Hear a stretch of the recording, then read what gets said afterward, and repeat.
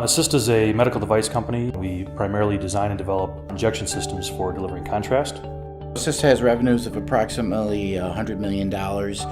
We have 220 employees worldwide. We've automated the process of injecting dye into the vascular system.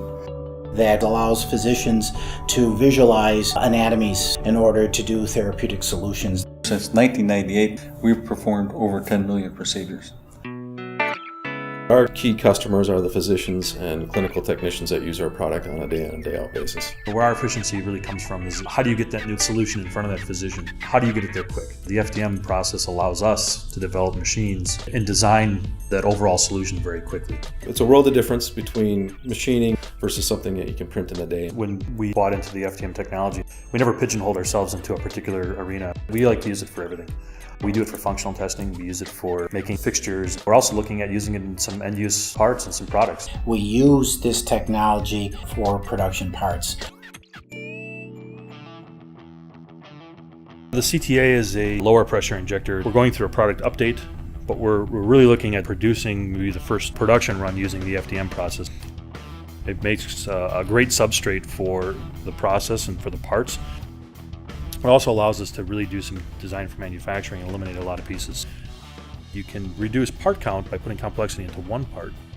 It also allowed us to develop the product and get a new updated version to our customers. It's pushing out our decision on the moldings. You don't want to invest in new mold or new technology until you're quite sure that's what they want.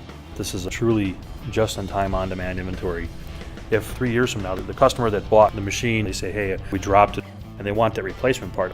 With this process, all I have to do is simply go back to my file, and I can reprint that part and only one part that day, but I've never carried that inventory. When you look at all the lean technologies and the opportunities out there, this is probably the leanest, best example of managing inventories and keeping only what you need as you can have. If you can design with FDM in mind, there's just so many benefits you can have, but it has to become a mindset.